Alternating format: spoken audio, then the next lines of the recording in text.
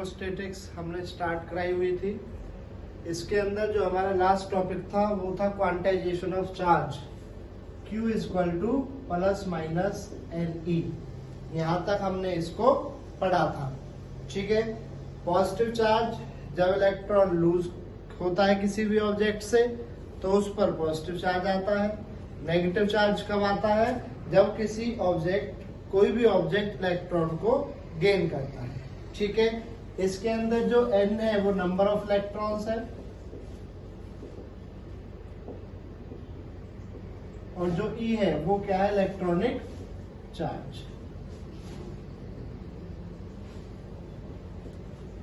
ठीक है, अब अगर हम एग्जाम्पल के लिए लेते हैं N इक्वल टू 1 तो Q equal to 1 multiply electron की वैल्यू 1.6 इंटू 10 की पावर माइनस 19 कूलम।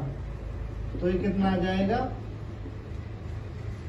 कब? जब N की वैल्यू कितनी हो, अगर किसी भी ऑब्जेक्ट पर एक इलेक्ट्रॉन हो तो उस पर चार्ज कितना होगा? Q इक्वल टू 1.6 इंटू 10 की पावर माइनस 19 कूलम। अगर नंबर ऑफ इलेक्ट्रॉन 2 हो तो 2 मल्टीप्लाई 1.6 इंटू 10 की पावर माइनस 19 कूलम, 3.2 इंटू 10 की पावर माइनस 19 कूलम। अगर नंबर ऑफ इलेक्ट्रॉन 3 हो तो 3 इंटू 1.6 इंटू 10 की पावर माइनस 19 कूलम। तो उस बॉडी पर कितना चार्ज होगा? 4.8 इंटू 10 की पावर माइनस 19 कूलम। अब हम देख रहे हैं जो चार्ज है किसी भी ऑब्जेक्ट का वो हमेशा क्या है? इंटीग्रल मल्टीपल है किसका? इलेक्ट्रॉन का। इसी को हम क्या बोलते हैं? क्वांटाइजेशन ऑफ चार्ज बोलते हैं। अब यहाँ पे देखिए, इसका चार्ज जब नंबर ऑफ इलेक्ट्रॉन 1 है तो चार्ज कितना? 1.6 इंटू 10 की पावर माइनस 19 कूलम। अगर नंबर ऑफ इलेक्ट्रॉन 2 है तो चार्ज कितना? 3.2 इंटू 10 की पावर माइनस 19 कूलम।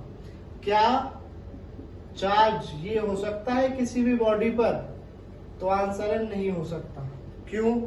क्योंकि जो 1.7 है वो इंटीग्रल मल्टीपल नहीं है इलेक्ट्रॉनिक चार्ज का। इससे हमें क्या पता चल रहा है? अगर 1.6 के बाद 1.7, 1.8, 1.9 इस तरीके से किसी भी बॉडी पर चार्ज होते तो वो चार्ज कैसे होते? कंटिन्यूअस होते। ये चार्ज कैसे है? 1.6 के बाद सीधा 3.2। तो इनका नेचर कैसा होता है? Nature discontinuous. ठीक है, यहां से hence we can say that nature of charge is discontinuous। ठीक है, अब यहां पर एक न्यूमेरिकल देखते हैं इसी टॉपिक का।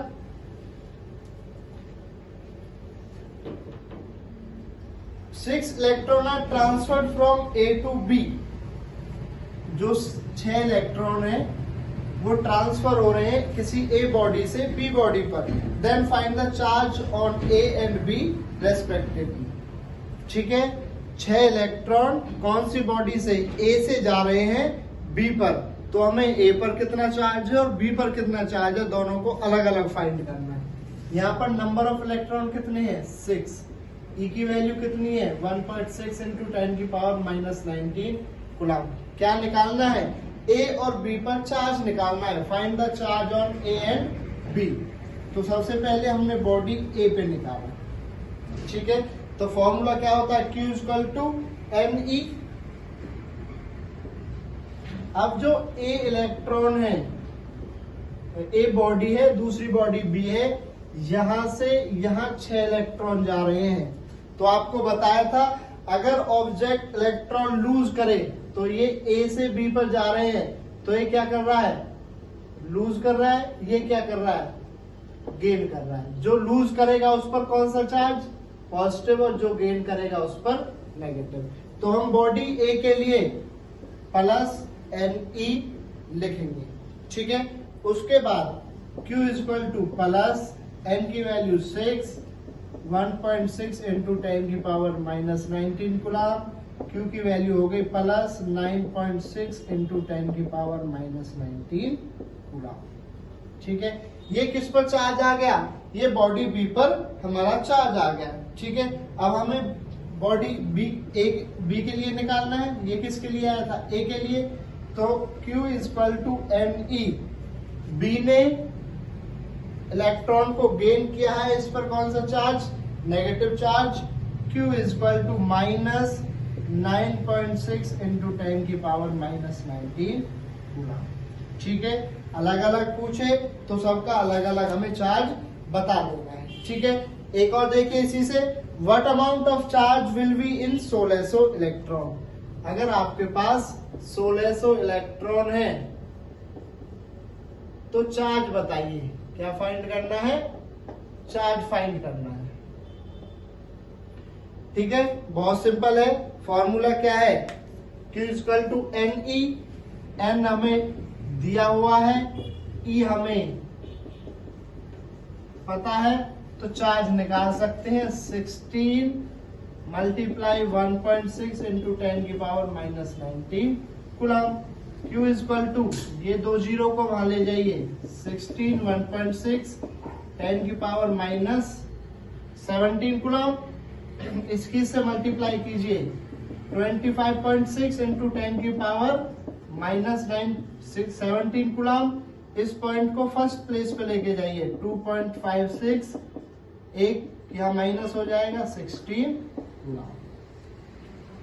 इस तरीके से हम किसी भी बॉडी पर क्या निकाल सकते हैं, चार्ज निकाल सकते हैं, अगर हमें नंबर ऑफ इलेक्ट्रॉन दिए हुए हो।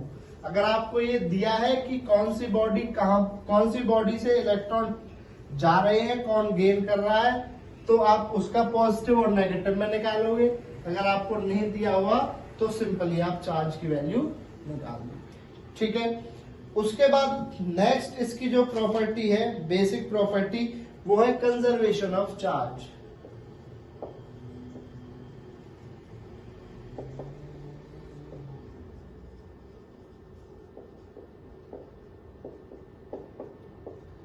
कंजर्वेशन का मतलब होता है जो चार्जेस हैं ना उनको हम डिस्ट्रॉय कर सकते हैं, ना उनको हम प्रोड्यूस कर सकते हैं। ठीक है, ना उनको क्रिएट किया जाएगा, ना उनको डिस्ट्रॉय किया जाएगा।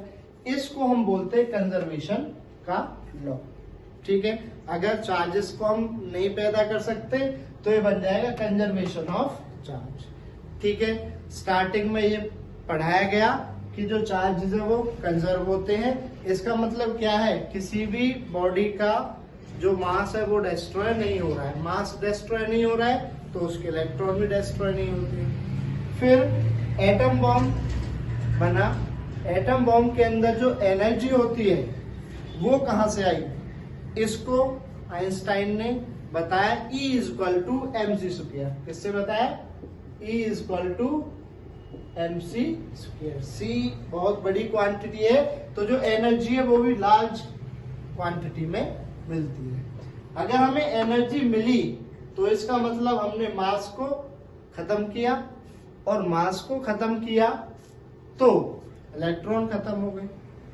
तो इस रूल के साथ क्या हो गई, कंट्रोवर्सी हो गई। फिर जो हमारे साइंटिस्ट थे उन्होंने सोचा ऐसा कैसे हो सकता है, रूल के खिलाफ कैसे जा सकता है। ठीक है, फिर जो बाद में फाइंड किया गया वो ये सोचा गया स्टार्टिंग में कि एक इलेक्ट्रॉन होता है, इसी तरह का एक दूसरा पार्टिकल होता है जिसको नाम दिया गया पॉजिट्रॉन। ठीक है, उसके जो मास है वो बिल्कुल इलेक्ट्रॉन के बराबर होता है और उस पर पॉजिटिवली चार्ज होता है। ठीक है, तो वो जो पॉजिट्रॉन है वो इसके साथ बना के एनर्जी बनाता है। ठीक है, तो हमें इस लॉ में थोड़ा सा क्या करना पड़ा, मॉडिफिकेशन करना पड़ा। वो देखिए कैसे, हमारे यूनिवर्स का नेट चार्ज कितना, 0, मतलब जितने इलेक्ट्रॉन उतने ही प्रोटॉन। ठीक है, जितने प्लस उतने ही माइनस। अब अगर हम एक प्लस और एक माइनस को एक साथ बाहर निकालते हैं, अब भी इसका नेट चार्ज कितना, 0। ठीक है, अगर हम इसके अंदर एक पॉजिटिव और एक नेगेटिव एक साथ ऐड करते हैं अब भी इसका नेट चार्ज कितना, 0। तो इस रूल में जो मॉडिफिकेशन किया गया वो ये था कि अकेला चार्ज, अगर हम यहां से एक प्लस हटाते हैं तो नेगेटिवली चार्ज हो बॉडी हो गई, हमारा यूनिवर्स नेगेटिव चार्ज हो जाएगा, बट वो है कैसा, न्यूट्रल। अगर एक हम इलेक्ट्रॉन को हटाते हैं तो भी क्या हो जाएगा, चार्ज बॉडी हो जाएगी। फिर हमने कहा कि अकेला चार्ज ना पैदा किया जाएगा और ना ही उसको डिस्ट्रॉय किया जाएगा। उसको क्या किया जा सकता है, रबिंग मेथड से एक बॉडी से दूसरे बॉडी पे ट्रांसफर किया जाएगा। ठीक है, आइसोलेटेड मतलब अकेला चार्ज ना पैदा किया जाएगा ना डिस्ट्रॉय किया जाएगा। पेयर्स में चार्जेस को हम डिस्ट्रॉय भी कर सकते हैं और क्रिएट भी कर सकते हैं। देखिए, आइसोलेटेड इलेक्ट्रिक चार्ज, इस रूल में जो मॉडिफिकेशन किया उसको दो पार्ट्स में तोड़ दिया। पहला part, first isolated electric charge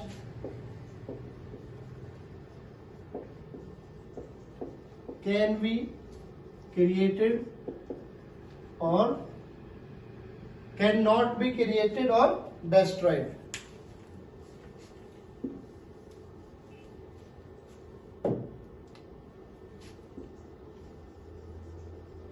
Can neither be created nor be destroyed.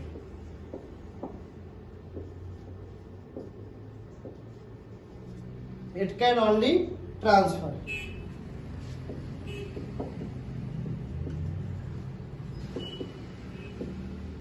हम अकेले चार्ज को, आइसोलेटेड मीन अकेला चार्ज को ना हम क्रिएट करेंगे ना उसको हम डिस्ट्रॉय कर सकते हैं। हम उसको क्या करेंगे, बस ट्रांसफर करेंगे। उसका एग्जांपल लिया यूरेनियम 92, 238, थोरियम और हीलियम में वो 90, 234, ठीक है, और 2 और 4। इस तरीके से हम अकेले चार्ज को क्या कर सकते हैं, हम पैदा भी नहीं कर सकते और डिस्ट्रॉय भी नहीं कर सकते। हम उसको क्या कर सकते हैं, ओनली ट्रांसफर कर सकते हैं। दूसरा जो पॉइंट था इसका, the charges in pair can be created or destroyed.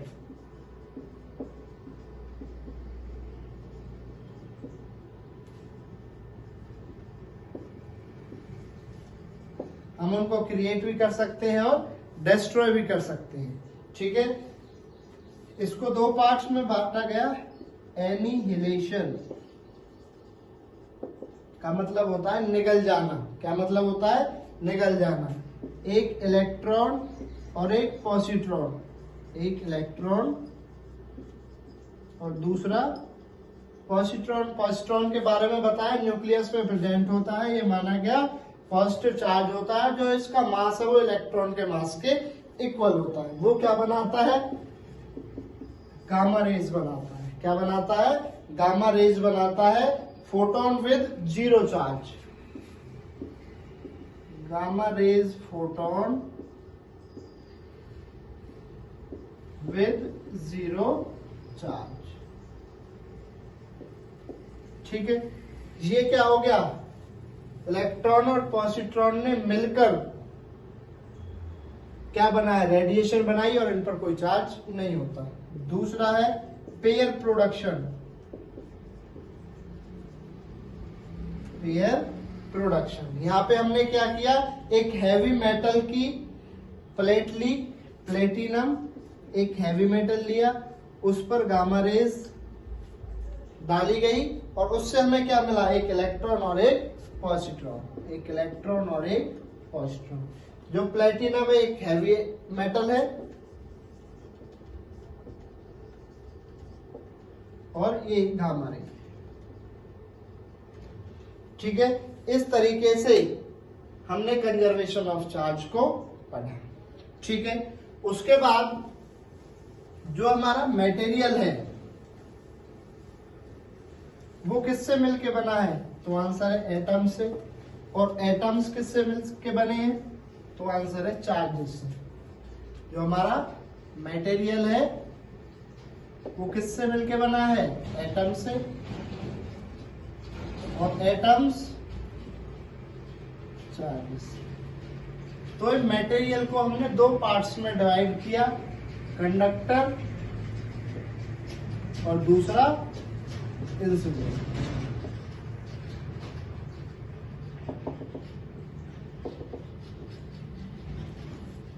Conductors क्या होते हैं, इन विच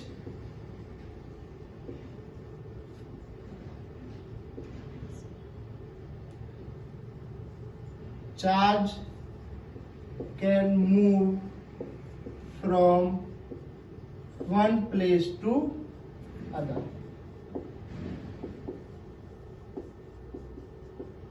इसके अंदर क्या होता है, जो चार्ज है किसी भी बॉडी पर वो एक प्लेस से दूसरे प्लेस तक मूव करता है। इंसुलेटर के अंदर चार्ज इज नॉट मूविंग। जो चार्ज है वो एक प्लेस से दूसरे प्लेस पर मूव नहीं करता, ठीक है। या फिर हम ये बोलते हैं charge is not allowed to move. इसके अंदर चार्जेस अलाउ होते हैं मूव करने के लिए, उनको बोलते हैं कंडक्टर। जिनके अंदर चार्जेस अलाउ नहीं होते मूव करने के लिए उन्हें बोलते हैं इंसुलेटर्स, ठीक है। अगर हमें उनको मूव कराना है तो हमें एक्सटर्नल एजेंट से उन पर फोर्स लगानी पड़ेगी, ठीक है। नेक्स्ट टॉपिक है आपका difference between charge and mass. जो चार्ज है और जो मास है उनके अंदर क्या डिफरेंस है। सबसे पहले चार्ज वो कैसा होगा, चार्ज कैन बी पॉजिटिव और नेगेटिव। किसी भी बॉडी पर पॉजिटिव भी होगा, चार्ज नेगेटिव भी होगा और जीरो भी हो सकता है, ठीक है। Mass is always positive. जो मास है वो हमेशा कैसा रहेगा, पॉजिटिव रहेगा। मास इज ऑलवेज पॉजिटिव, ठीक है। दूसरा, charge is not affected by motion. Charge is not affected by motion. जो आपका चार्ज है वो मोशन से अफेक्ट नहीं होता, बल्कि जो मास है, mass is affected by motion, ठीक है। इसका एक रिलेशन है, जो मास है वो अफेक्टेड होता है मोशन से। उसका फॉर्मूला है m equal to m not upon under root 1 minus v का स्क्वायर अपॉन सी का स्क्वायर, ठीक है। थर्ड रूल जो है, जो चार्ज है, चार्ज कैन बी रिपल्सिव और attractive. Charge can be repulsive और अट्रैक्टिव। जो मास है, मास इज ऑलवेज अट्रैक्टिव, ठीक है। फोर्थ पॉइंट है, चार्ज जो होता है वो डिसकंटिन्यूअस होता है और जो मास है वो कॉन्टिन्यूअस इन नेचर। उसका नेचर कैसा होता है, कॉन्टिन्यूअस। नेक्स्ट पॉइंट है, चार्ज कैसा होता है, क्वांटाइज्ड। और जो मास है वो क्वांटाइज्ड नहीं होता, can not be quantized,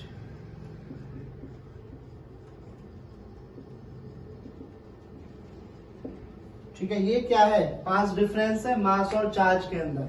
charge positive negative zero हो सकता है, मास हमेशा पॉजिटिव होगा, जीरो नेगेटिव नहीं होगा। Charge is not affected by motion, motion से चार्ज पर कोई अफेक्ट नहीं पड़ता। Mass is affected by motion, जो मास है वो मोशन से अफेक्ट होता है। जो मास है इक्वल टू एम नॉट, जिसको हम रेस्ट मास बोलते हैं, upon under root 1 minus v का स्क्वायर अपॉन सी का स्क्वायर। वी क्या है, वेलोसिटी ऑफ ऑब्जेक्ट, और जो ये है velocity of light in vacuum.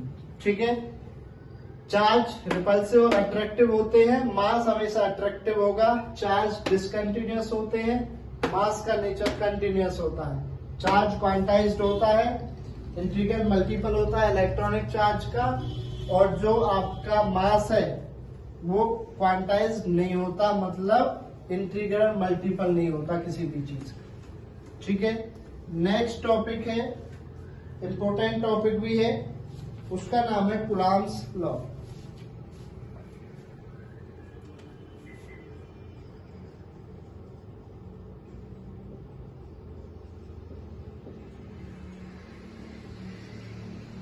Coulomb's law क्या कहता है, according to this law force of interaction between 2 point charges, जो फोर्स है 2 पॉइंट चार्जेस के अंदर, force between 2 point charges is directly proportional to product of their charges, और inversely proportional होता है square of distance between them. दोबारा सुनिए, according to this law force of interaction between 2 point charges, ध्यान रखना Coulomb's law is only applicable for point charges. ये Q1 है, ये Q2 है, ये इनका बीच का डिस्टेंस R है। तो जो फोर्स है वो चार्जेस के प्रोडक्ट के डायरेक्टली प्रोपोर्शनल होगा और डिस्टेंस के इनवर्सली प्रोपोर्शनल होगा स्क्वायर के। ठीक है, directly proportional to product of the charges and inversely proportional to square of distance between them. उससे एक रिलेशन बनता है F directly proportional to Q1 Q2 और F inversely proportional to 1 upon R square. ठीक है, suppose 2 point charges Q1 and Q2 are separated in vacuum by a distance R। Q1 Q2 2 point charges हैं, vacuum के अंदर वो हमने R distance से separate कर दिए। From equation first and second,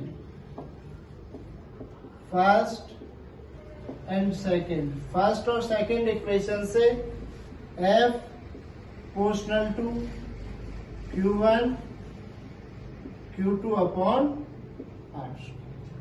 ठीक है, प्रोपोर्शनलिटी का साइन हटाया, यहाँ पे क्या आ गया K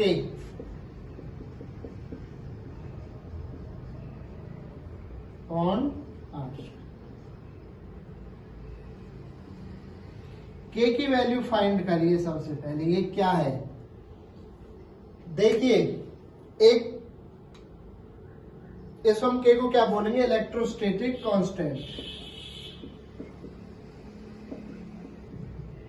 where K is electrostatic constant. इसके अंदर एक और चीज आती है परमिटिविटी। परमिटिविटी क्या होती है, it is the characteristics of medium which affect the force. हमने क्या मान लिया, जो परमिटिविटी होती है ये कैरेक्टरिस्टिक्स होती है मीडियम के। ठीक है, which affect the force between them, और जो क्या करती है, फोर्स को अफेक्ट करती है। इसको हम एप्सिलॉन से डिफाइन करते हैं। किससे डिफाइन करते हैं, एप्सिलॉन से। मान लिया यहाँ पर एक चार्ज है Q1, यहाँ पर एक चार्ज है Q2, ये इनका बीच का डिस्टेंस है R। इस Q1 ने इस Q2 पर फोर्स लगाई और मान लो 100 स्ट्रिंग्स इसको पकड़ने के लिए भेजी। अब इसके बीच में एक बार मैं ये मीडियम लेके आया, ठीक है। इसने क्या किया, इसकी 60 स्ट्रिंग्स को जाने दिया, 40 को रोक लिया। ठीक है, मैंने इस मीडियम को हटा के ये वाला मीडियम लगाया, इस मीडियम ने 70 को रोक लिया, 30 को जाने दिया। ठीक है, इससे हमें एक चीज समझ में आई, जो मीडियम है वो क्या है, उसके पास एक कैरेक्टरिस्टिक्स है जिसकी वजह से वो फोर्स को अफेक्ट करता है। पहले यहाँ से 100 स्ट्रिंग्स थी फोर्स की, वो 60 को जाने देता है, 40 को रोक लेता है। अब दूसरा मटेरियल बदला मीडियम के अंदर, मीडियम बदला तो वो 70 को रोक लेता है, 30 को जाने देता है। उसका मतलब अगर 60 जा रही है, 40 रुक रही है, तो फोर्स ज्यादा, परमिटिविटी कम। ठीक है, इसके अंदर परमिटिविटी ज्यादा और फोर्स कम, क्योंकि अब 70 रुक रही है। इससे एक रिलेशन समझ में आया, जो फोर्स और एप्सिलॉन परमिटिविटी का रिलेशन है वो इनवर्सली रिलेशन है। ठीक है, तो हमने लगाया K = 1/एप्सिलॉन। ठीक है, ये यहाँ पे आएगा, ये नीचे आया, ये कम तो ये ज्यादा तो ये कम। ठीक है, दूसरा ये एक हमारा पॉइंट है, इसके चारों साइड का एंगल 4 पाई, एक लाइन के लिए 1/4 पाई, तो ये क्या आ गया 1/4। तो K की वैल्यू कितनी 1/4 एप्सिलॉन। अगर ये एप्सिलॉन किसी मीडियम का है तो हम इसको क्या लिखेंगे, K = 1/4 पाई एप्सिलॉन मीडियम। ठीक है, K की वैल्यू यहाँ पे पुट कर देंगे। अब अगर ये मीडियम कुछ नहीं है, फ्री स्पेस है, वहां एप्सिलॉन कितना होता है, तो वहां पर एप्सिलॉन को हम लेते हैं ε0। ठीक है, तो K की वैल्यू अगर मीडियम पे है तो 1/4 पाई एप्सिलॉन मीडियम, अगर फ्री स्पेस में है तो K की वैल्यू कितनी हो जाएगी 1/4 पाई ε0। ε0 क्या है, absolute electrical permittivity. Absolute electrical permittivity in free space.